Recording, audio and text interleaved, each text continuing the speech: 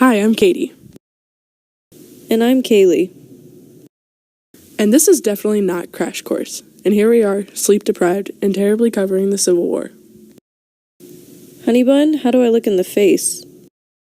I bet you're wondering how we got here. We are too. These were, in fact, General Stuart's last words. As Robert E. Lee said, strike the tents in his final moments, General Stuart said, Honey Bun, how do I look in the face? I don't know about you, but that's going to be my senior quote. Now let's get to the boring stuff. Abraham Lincoln was elected president in 1860, which caused the South to have a hissy fit. Fun fact, our previous President Lincoln spent his free time by shooting rifles outside the White House. If that doesn't perfectly describe America, I don't know what does. The war didn't officially start until 1861 when the Confederate States Army attacked the Union-held Fort Sumter. The economic divide between the North and the South provided Southerners with a significant advantage. So, to dumb it down for people like me, the South was significantly more broke than the North. Not only that, but 71% of the U.S. population resided in the North, leaving 29% in the South. So, not only was the South broke, but they were also lonely. Inside that 29% of the population, 33% of those people were slaves. Here I would insert a terrible joke, however, there isn't much to joke about when it comes to slavery. Back to the South's relative poverty. I prefer the term brokenness, thank you. Okay then, back to the South's brokenness. All of their money was invested in slaves and farmland, so essentially the South grew too dependent on slavery and cotton. The South also had substantially fewer railroads that were incapable of efficiently transporting troops and other cargo. Wow, you actually know something? Nah, I read this directly off the outline. My passion in life is finding loopholes. Go figure. Anyways, the North had 20,000 miles of railroad compared to the mere 10,000 located in the South. Sucks to suck, I guess. So to say the least, the South had significantly less advanced infrastructure. Did they really have anything going for them? Well, they did export a lot of cotton and had strong leadership in their military, but really that's about it. But what good does a strong leadership do if you have no one to serve in your military? It let them put up a fight even if it wasn't enough in the long run. So, how did the Civil War even start? I ask as if I haven't researched this for the last week.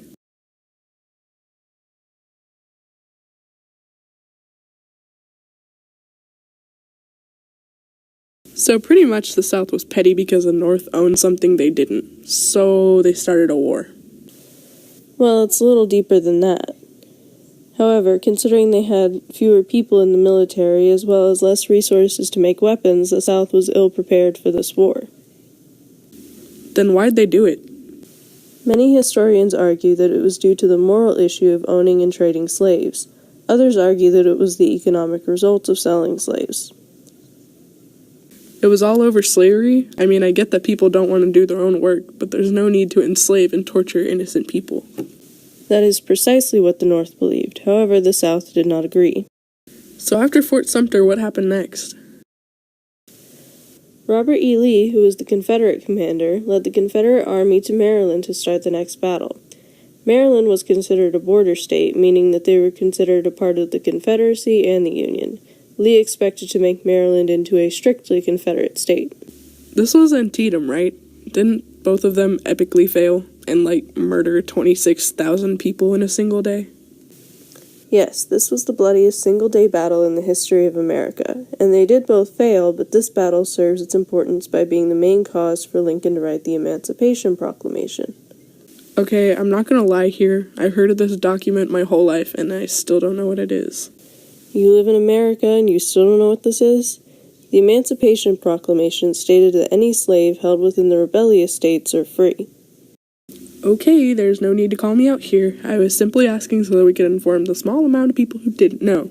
I totally, 100% without a doubt, knew what this was. Somehow I doubt that. Regardless, after Lincoln published this document, the infamous Battle of Gettysburg took place. Once again led by Robert E. Lee, the Confederacy invaded Union territory. However, as Lee led his soldiers into a city entirely surrounded by steep hills, the Union soldiers took the high ground. The Union's technique ensured success. A whopping... Wait, let me guess. 100,000 people died. Well, no, but... Am I at least close? Not at all. Now can you stop interrupting and go back to your terrible jokes? 51,000 people died during this battle, earning the title of America's deadliest battle. Lee made the right choice by never invading Union grounds again. So much for smart and strategic. He got everyone killed. Hence why he stopped invading the North. Anyway, obviously the Union won Gettysburg. So what's the Gettysburg Address then? It truly blows my mind that you made it into this class. The Gettysburg Address was Lincoln's short yet effective speech regarding the battle. It made a point to dedicate a cemetery strictly to Union soldiers who died in the Battle of Gettysburg.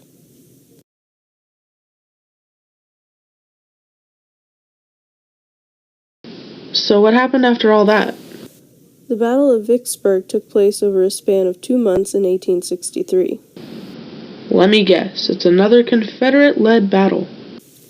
No, in fact, the Union started this one.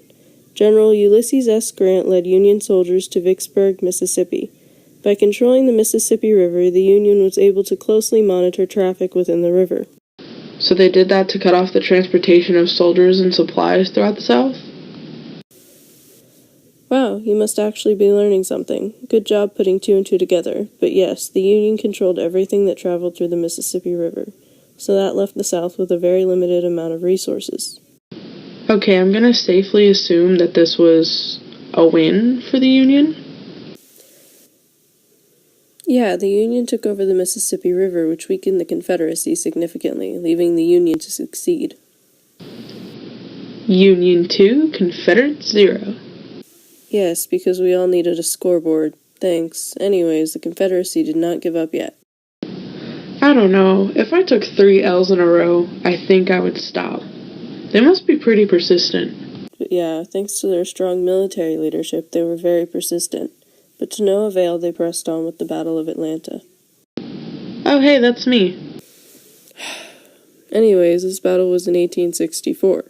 William T. Sherman led the Union to Atlanta, where they overtook the epicenter of Confederate railways. Didn't he, utterly destroy those railroads? Yeah, he did, and by doing so, he ensured that the South could not receive or transport adequate supplies. So did that end the war? Yeah, so the Union defeated the Confederacy multiple times. They surrendered, which allowed Lincoln to pass the law to abolish slavery in all states of America, and unify America as one country as opposed to 2. So, to recap, slavery was a whole thing in the 1800s. Obviously, slavery should not be a thing, due to its immoral tendencies. The North agreed with this statement and unified itself as the Union. The South, however, did not agree and unified itself as the Confederacy. Lincoln only wanted America as one, not 2 separate countries against each other. But the Confederacy could not come to terms with the Union, hence the Civil War. The South was already unprepared for the war. The North had better infrastructure, more supplies, higher population, and more military. The South really only had their cotton exports and the military leadership. To me, that really just seems like a pity point because they didn't win a single battle and lost the overall war. But regardless, the first battle was the Battle of Fort Sumter in 1861. The North owned property in the South, so the South threw a tantrum and rebelled. This battle marked the beginning of the war. The second battle was in 1862, called the Battle of Antietam. This was the Confederacy's attempt at conforming Maryland to the South. Neither the Union or the Confederacy won this battle, and Maryland remained as a border state. The next battle was the infamous Battle of Gettysburg. The South once again invaded the North and lost their geographical advantages in the North. The Confederacy lost this battle. Next, the Union invaded the Confederacy in 1863. They took over the Mississippi River, blocking all naval actions. This means that the South could not transport their supplies through the Mississippi River. Finally, the Battle of Atlanta in 1864. General William T. Sherman destroyed railroads to ensure no trade could take place in the South. Obviously, the Union won this battle. Eventually, the Confederacy gave up and surrendered. Lincoln declared slavery to be illegal and unified America as one.